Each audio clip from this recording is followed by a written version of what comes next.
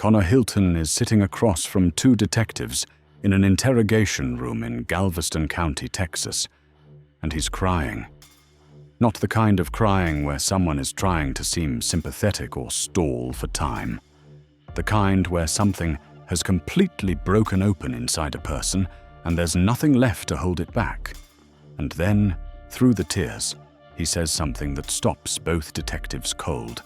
He says, "The idea of murder is super interesting for me. I don't know why. I don't know why. It is." The detective across from him doesn't say anything for a second. And then Connor just keeps going.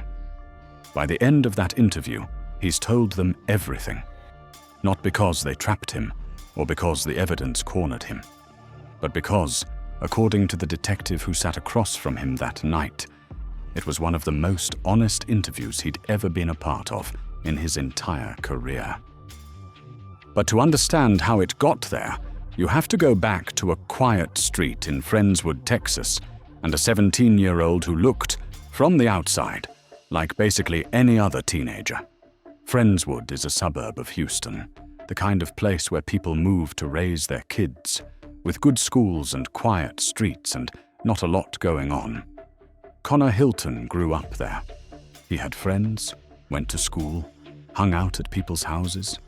His dad described him in court as a beautiful soul, full of love and light. And from the outside, there wasn't much that obviously said otherwise. He wasn't the kind of kid who stood out as troubled or dangerous. He just looked like a normal teenager living a normal life. But something had been building underneath all of that for a long time. Friends said that around sophomore year, Connor started pulling back a bit. He got quieter.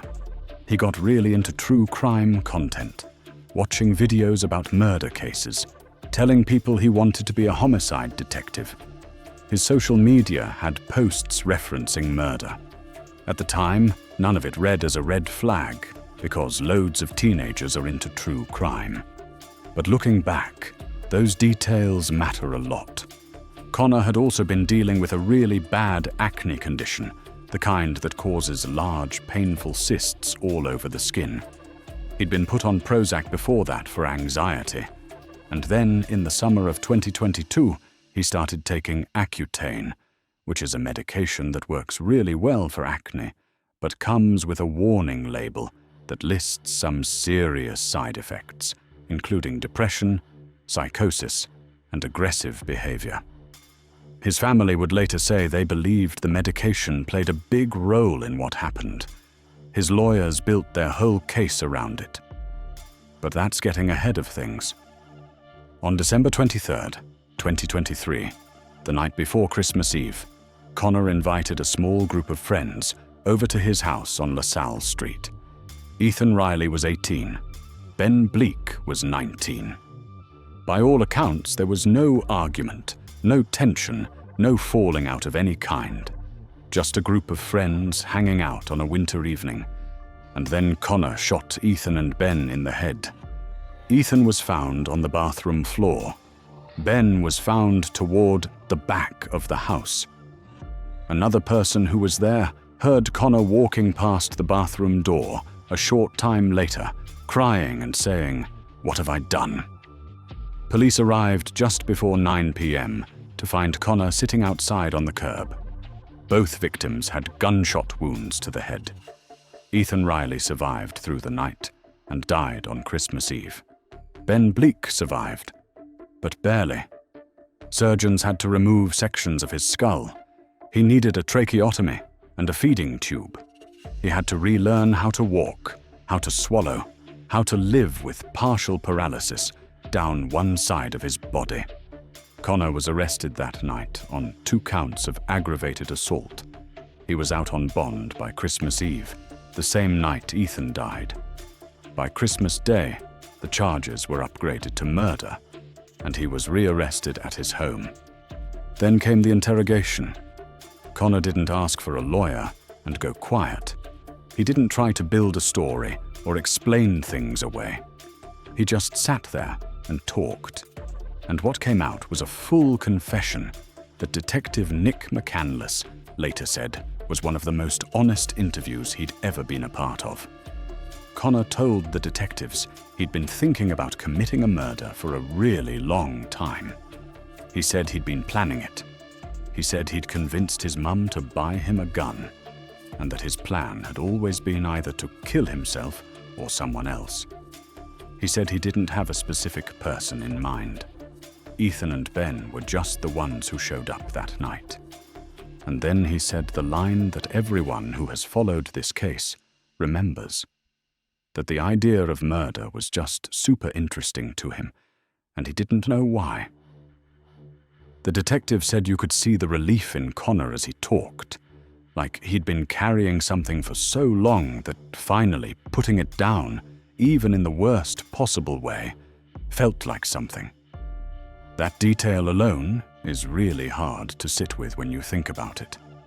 His legal team spent the next year and a half building a defense around Accutane.